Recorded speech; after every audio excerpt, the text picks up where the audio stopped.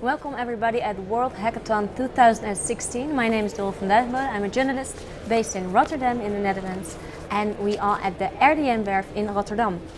Welcome gentlemen. We have the final discussion today with three gentlemen, Michiel, Haarman and Albert Veenstra. Thank you for being here. We had a very interesting day. I talked with captains of vessels, I talked with guys who worked at custom, I talked with experts from also another vessel, and a lot of people who had a lot of challenges, and everybody has one big goal here: face these challenges, face our future, I think. So I'm very interesting, what your discussion is. Let's have a short introduction. Michiel. Yes, my name is Michiel. I'm Managing Director of Smartport. Smartport is the institute in the port of Rotterdam that combines and organizes all the research related to the port. Okay, second Michiel. The second Michiel is Michiel Haarman. I am a program manager within the top sector logistics, and our main purpose is to improve the way we share data in the logistics industry. That's my main ambition, our ambition. To share data, and because I heard that there is a lack concerning that. A lot of people said that today we don't share enough and we don't communicate enough. We recognize it within our sector, and the ambition is to overcome the barriers for sharing that data on a technical area, in what I call the softer areas of trust, legal barriers that could be for sharing data. And also we stimulate people in programs to actually start doing it, because once you start doing it, you will soon figure out that the barriers can be overcome. So technology, soft areas, and experiments. That's what we do. Okay, Albert Veenstra. Yeah. Which company are you from? I am a scientific director of Dynalog, the Dutch Institute for Advanced Logistics. And my organization is responsible for funding and carrying out the research roadmap for the top sector logistics. So basically we fund a lot of research projects in various roadmaps on cooperation in logistics, on service logistics, synchromodality, smart IT. Yeah, that's my role. You will have the final discussion with the three of you. I will not participate in it, but I do want to mention the topics which you shared with me to discuss. That is, one, the Internet of Things; two, the log change; the smart data factory, number 3, and 4, the iShare. Before, because I can imagine it's all your branch and you are all familiar with it, can we just go through them very shortly so everybody who's watching and doesn't know them knows what it's about? Yes. So, the Internet of Things, the first one. Yeah, the Internet of Things is a very interesting one. It means all kind of ways to generate and find data. So many sensors are now applied on containers, ships, in roads, etc.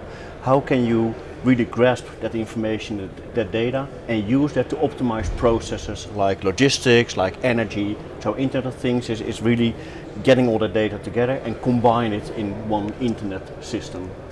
Okay. Log change. Blockchain. Blockchain. Blockchain. Ah. Blockchain. Okay. Well, of course, people are aware of what this technology or this idea can do in the financial industry already. With the Bitcoin is the best example. But we believe that blockchain can also be the potential solution for sharing data in the logistics industry. And we want to discuss how promising it is, how soon it will be available for operations. So, blockchain. Blockchain, okay. What I like about the explanation of blockchain is digital trust. That's another word for blockchain. It's something that's really of importance, I think, for our discussion today. Yeah. Digital trust. And I'm very curious if we will ever reach that level, actually. The third one, smart data factory.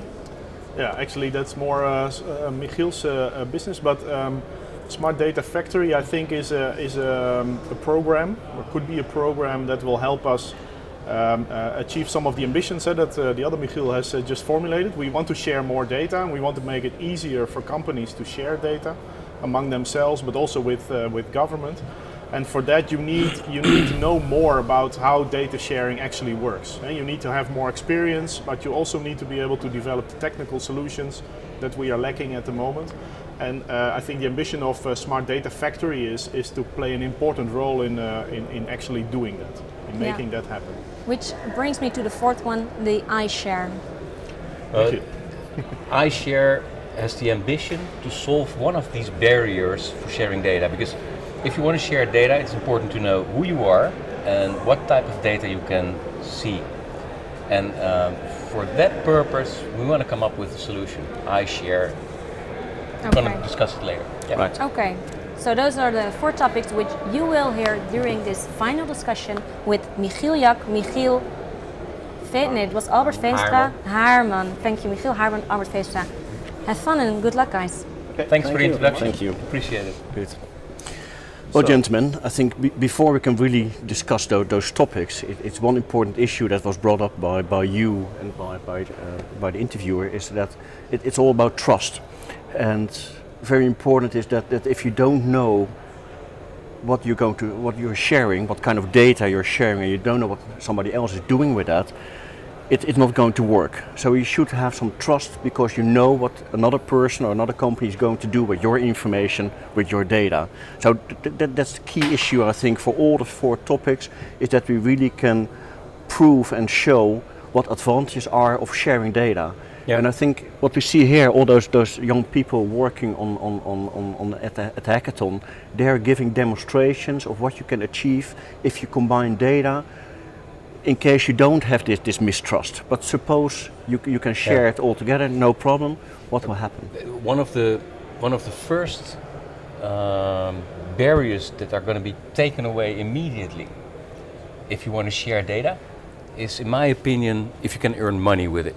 And that's exactly what these guys, of course, are looking for. Yeah. They're looking into different sources of data, and a smart way to combine certain types of data, and then hopefully some genius idea will pop up which will bring more efficiency or more added value, and somebody will earn money with it.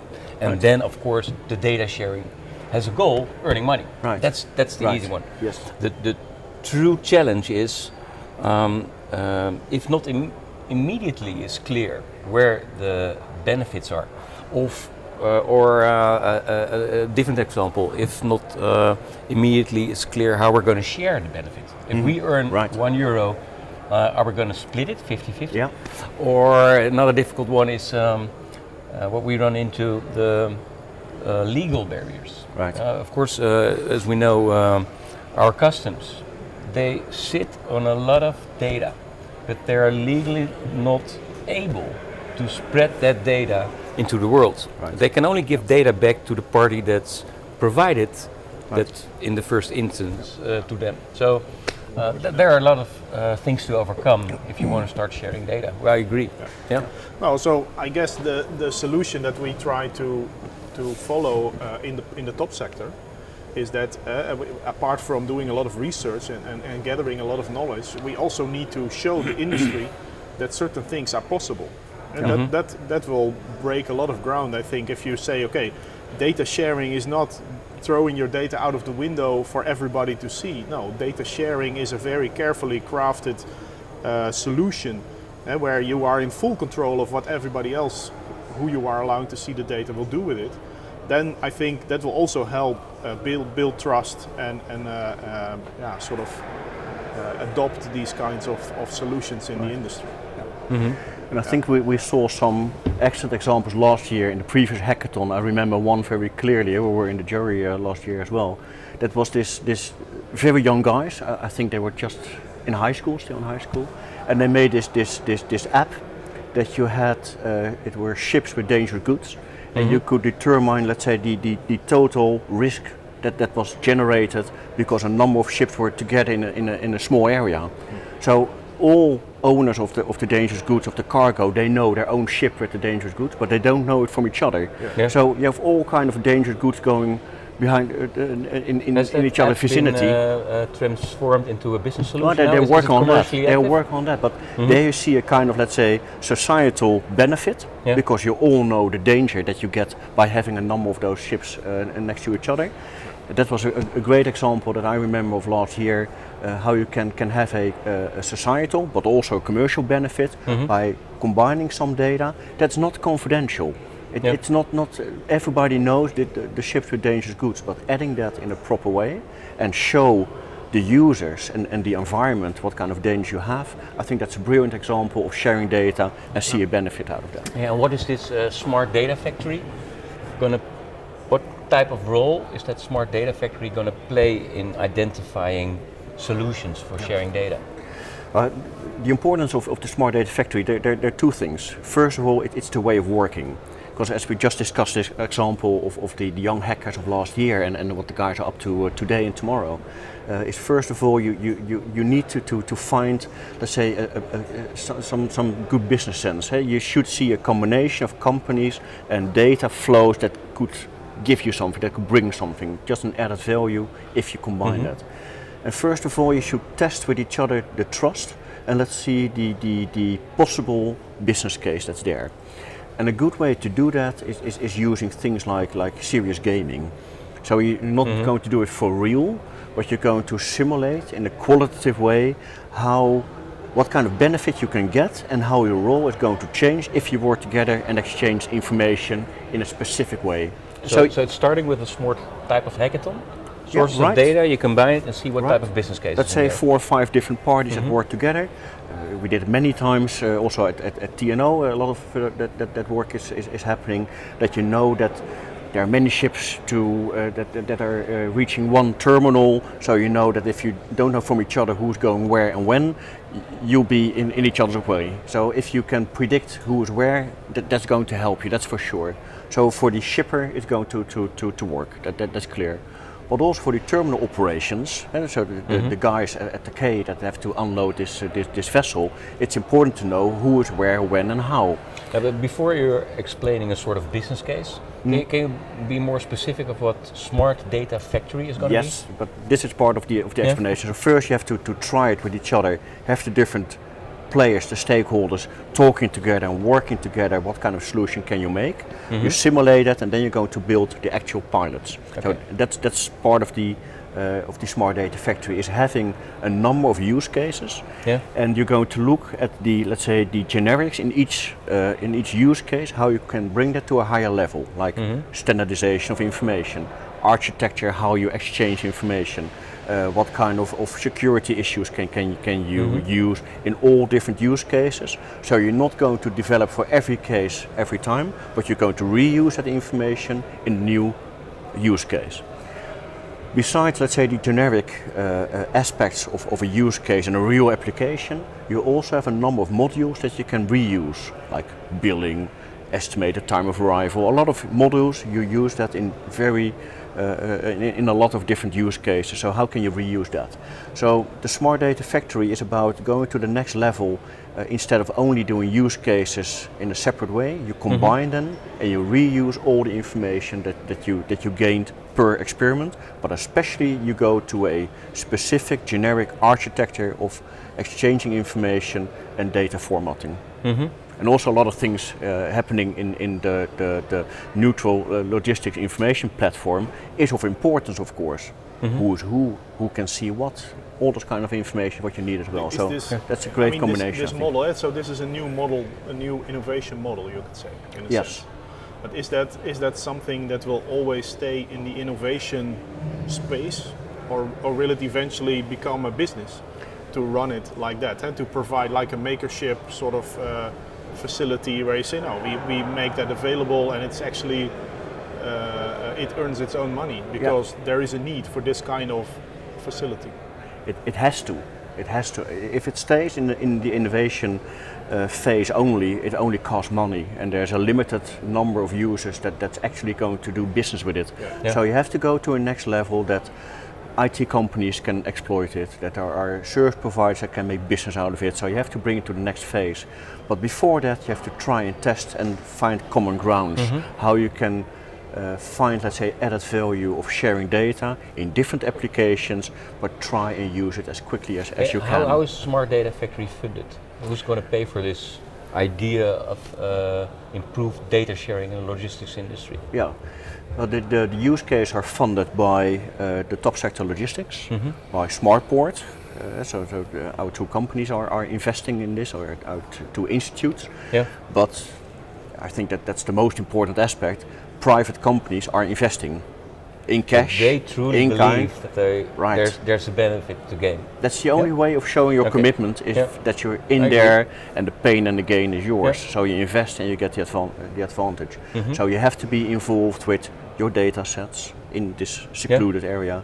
You have to be involved with money, so researchers can really work on your problem, and you have to invest in kind. Your people has to explain how your business works and how you can improve it. So it's funded by government, via economic affairs, via the top sector logistics. It's co-funded by actual companies. It's co-funded by research institutes and also by institutes like Smartport that's funded by the board of... Are you guys also looking at blockchain? Yes. As one of the solutions for adopting into this smart data factory or not? Or is that you? Well, we are currently developing a project on blockchain, Yeah. which follows more or less the same pattern, because everybody has heard the term, but nobody really knows what it is. Yep. And that is actually truer than it sounds. Even the researchers cannot really explain properly what blockchain exactly, how it works in really technical details. So what we thought was, well, we need to start somewhere. So let's try to get some people around the table and develop some demonstrators on the existing blockchain platforms. So IBM has a platform. There are a few other. The TU Delft has a proprietary platform, which is all open source, but they have an environment in which you can experiment. Let's try to bring some of those together. Let's develop some of the use cases, and let's see where we can go with this idea. Yeah. But if scientists are not yet able to explain it to me like a normal logistics guy what it is, isn't it then a bit too early to put your money in blockchain as a mean to share data? Or? Well, from an innovation funding point of view, I would say, okay, we also need some funding for fundamental research. And there are people working on that as well. We need to do a lot of more fundamental research to really understand these mechanisms and the encryption technology that is behind it, the ledger, the distributed ledger type of mathematics, and how that's going to work. Are we able already to explain what problem blockchain is solving? What is it? Well, what is it bringing us? In essence, a blockchain is a distributed ledger. So it is a recording system, basically, for transactions, right? For exchanges, and it's used. That's why it's used for Bitcoin, because there you exchange virtual money, and you keep with the blockchain. You keep track of who has been paying what to whom, in both a transparent but also a very secure way. So the transaction cannot be changed by hacking into this. And did I understood correctly that it is so secure because everybody knows what is happening because it's all distributed? Yeah. Is that it? Yeah, that's part of the security. So it does not have the need anymore for a central institute. No, exactly. To control all these transactions. You can actually decentralize. This idea of peer-to-peer connectivity is the future anyway, because 5G or the next sort of telecom architecture is also peer-to-peer communication. So it's very much, I think, the next step in terms of constructing networks and constructing exchanges. But we still need to investigate a lot how this can really work. The idea we had in logistics was, okay, logistics is not per se a money business. It's not exchanging money. That's part of it, but not all of it. It's a contracting business, right? A logistics chain is basically a set of contracts between different parties. A sales contract, a transport contract, a subcontracting type of arrangement. So you can describe logistics chains as a set of contracts. And these contracts, transactions, can be laid down in the architecture of the blockchain. That's the idea. Right. But still, this is a nice idea, but it is as far as it goes. You need to show in particular circumstances how this is really going to materialize. And it works in the Bitcoin, and of course with some flaws left and right, but there are also flaws in normal banking. Bitcoin is a bit unclear because nobody really knows how it works.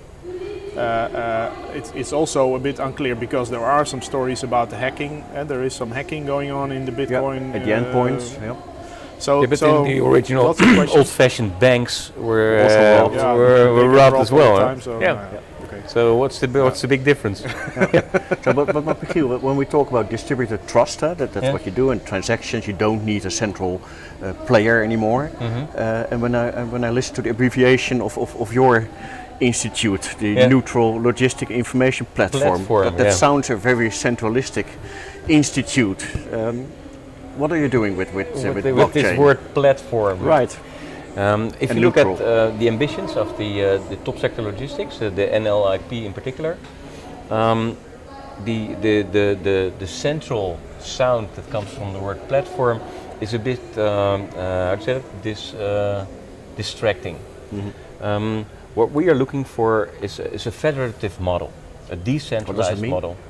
It means that people can control, in fact, if you talk about data, people can control and must control their own data and know where to send it, or know exactly who's going to take that data from them to improve their own processes. So what we mean with federative is that all these central parties, that can be shipping companies, that can be agents, that can be terminals, shippers, whatever, they themselves need to have a mechanism for working together.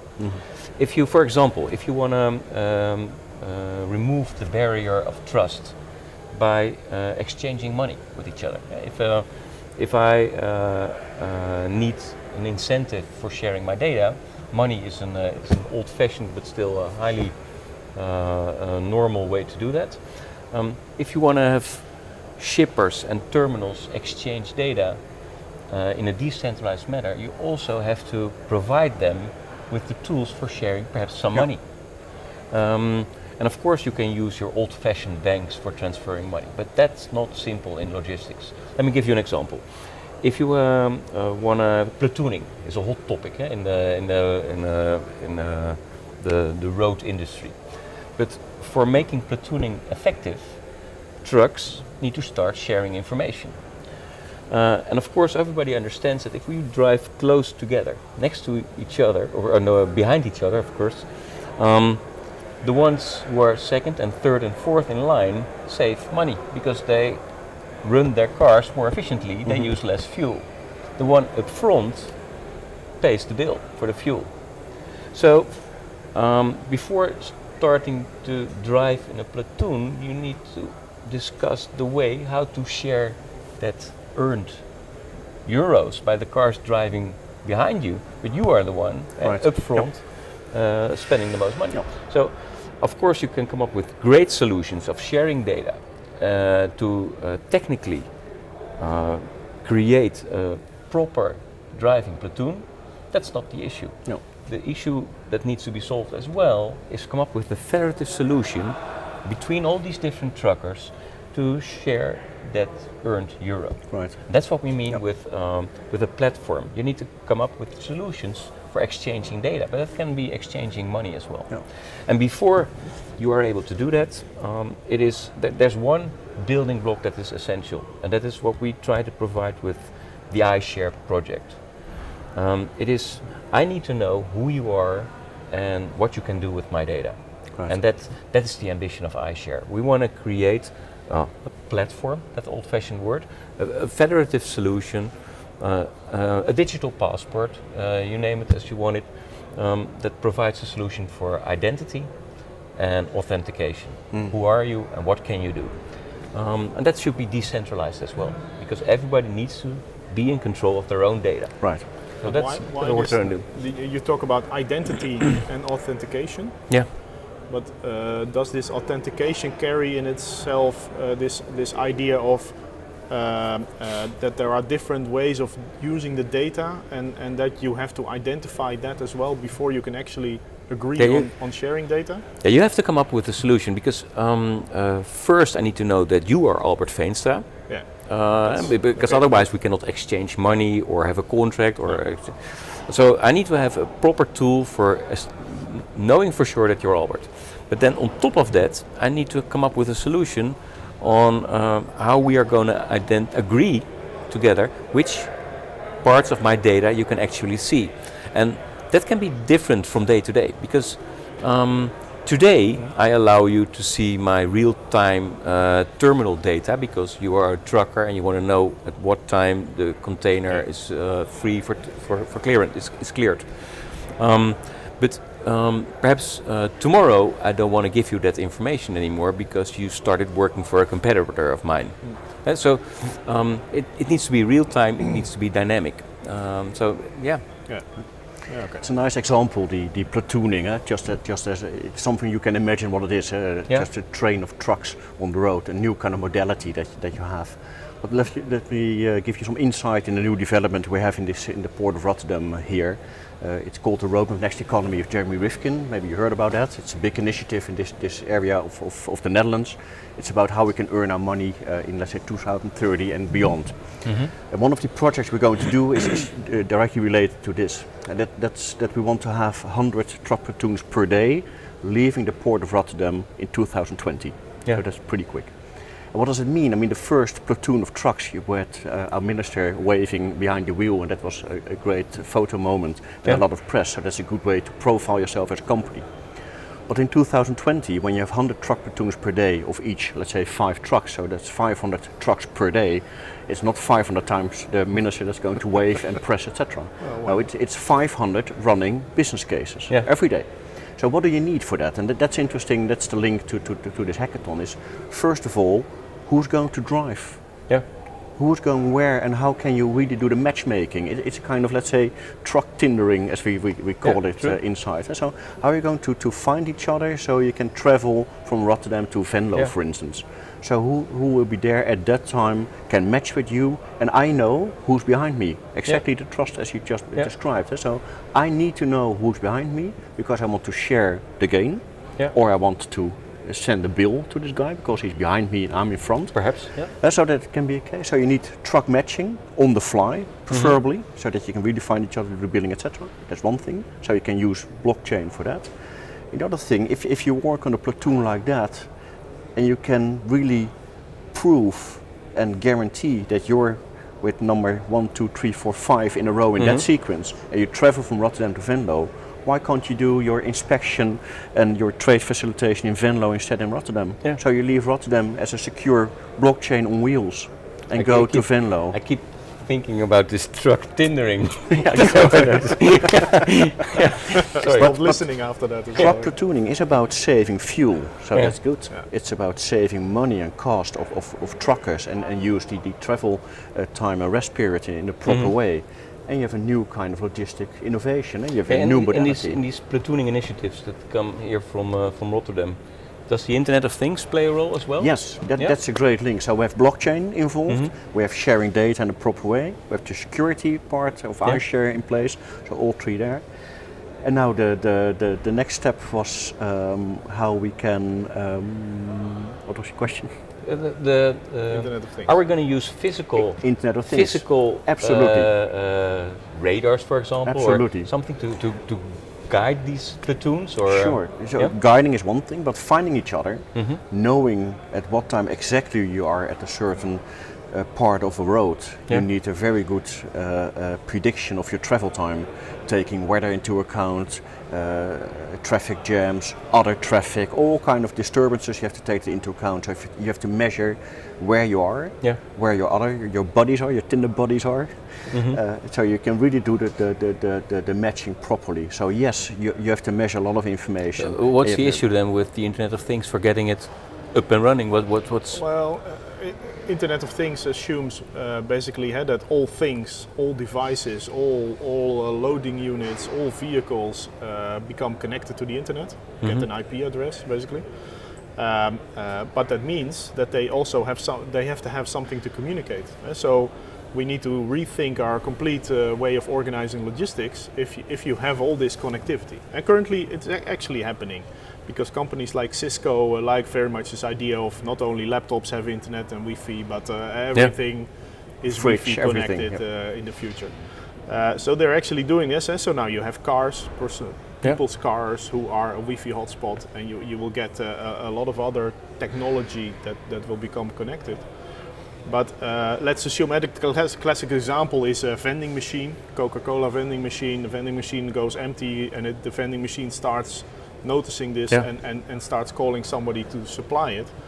It has to call somebody. There has to be somebody listening to these devices who are all sort of screaming to each other and to everybody else, I need to go somewhere and I'm in a hurry now. This is the big question. How is this going to be organized? How are we going to develop all these distributed or centralized systems where we can listen to these packages and we can actually, there can actually be some activity based on what the package is emitting in terms of you have to make it actionable requirements. But do you think that the government has an obligation to put transponders in every new road it is building, or in every railway it's starting, or in every port of the new harbor? Is that could be governmental. Because who else is going to pay for it? Well, I think the big problem with this kind of infrastructure, because you need a digital infrastructure, you need the communication. 4G it's not going to work. 5G maybe is Wi-Fi P or LTE. Those kind of technologies can be used. You need it anyway if you want to drive automatically. You need that kind of digital infrastructure. Do it properly, and when you have it, use it also for all kind of services. Because you have this infrastructure, economy will follow.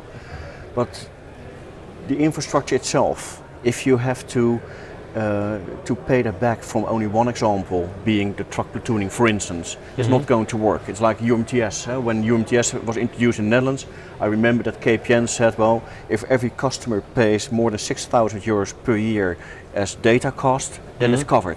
Yeah. And I thought that's quite a lot of money. That's the only thing I thought. And indeed, so every business case is that if you have to pay back the infrastructure within, let's say, 10 years. Yeah. So you need to find a financial construction that you build it as a nutsvoorziening, as a general infrastructure, public utility.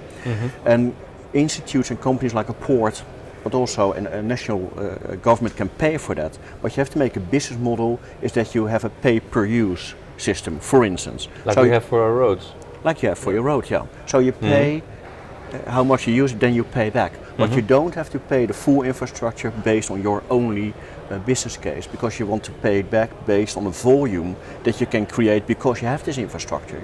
So if you have a great Wi-Fi infrastructure along the highways in the Netherlands, you have to think about all the things you can do when you have that. So suppose you have this infrastructure, what can you do with it? Platooning, exchange information, make sure that my heating at home is on because I'm driving here. All those kind of links is what you can make. It's economy that follows infrastructure, but if you don't have the infrastructure, it's not going to work. So that's part of this road next economy, how you can get funding. There's a lot of funding for this kind of things available with a very flexible end condition of your loan, but you have to pay it back. It's very flexible at the end, how you pay. Is this also a dimension in the ambition of the Port of Rotterdam to become the smart port? Yep, absolutely. I mean, being the smartest means that you make the most money. And being the biggest doesn't mean that you make the most money. And that was the old-fashioned way. So that's the definition what we're using? Well, smartest port, the biggest money maker? Well, to use it in the smartest way. That's what you want to do, and that can make a lot of money, but also can be adding a lot of value. You also have a societal aspect. So it's not only about making money. Environmental. All kind of ways that makes value. So it's not money that will be too superficial. Making money doesn't yet mean that the port is going to invest in a lot of this fancy infrastructure. Right. So if you look at the main problem underlying at all the transitions that we have in this port area, it's about matching demand and supply. That's one thing, and it's having a limited capacity.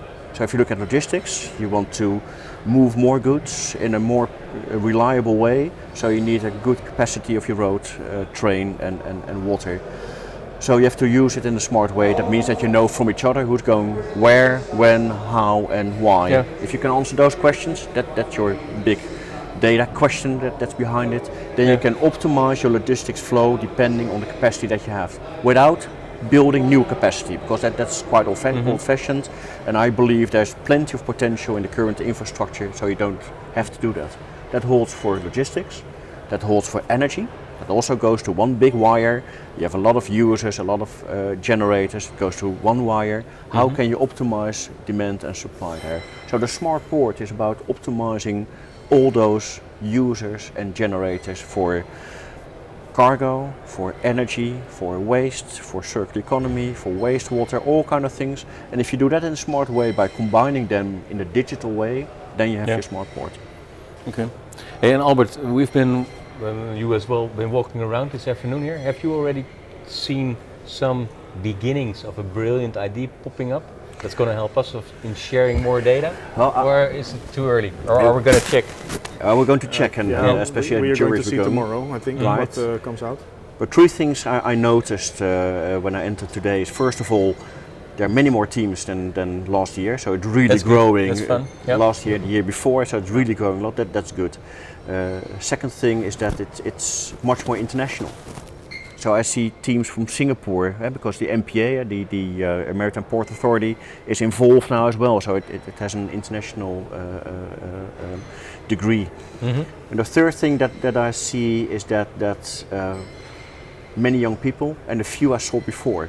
So people are very interested in coming back and try it again because there's new data, better ideas, more challenge, more competition. So three things that were very good to see. Yeah.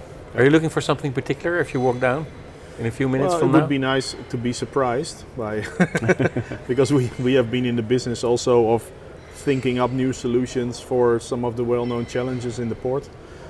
So it would be nice if there are some ideas that you think, wow, I never thought of that, and that is a really good idea. And some of the previous hackathons have really shown some of those ideas, be it about communication and using all the internet communication facilities, or 2 years ago we still had a lot of interest in Google Glass, but also creates a lot of interesting applications that you would not probably think up yourself. So that will really be what I'm looking for tomorrow. Yeah. Is those sort of solutions where you think, wow, this is really innovative and interesting to pursue. And it's your first time, huh?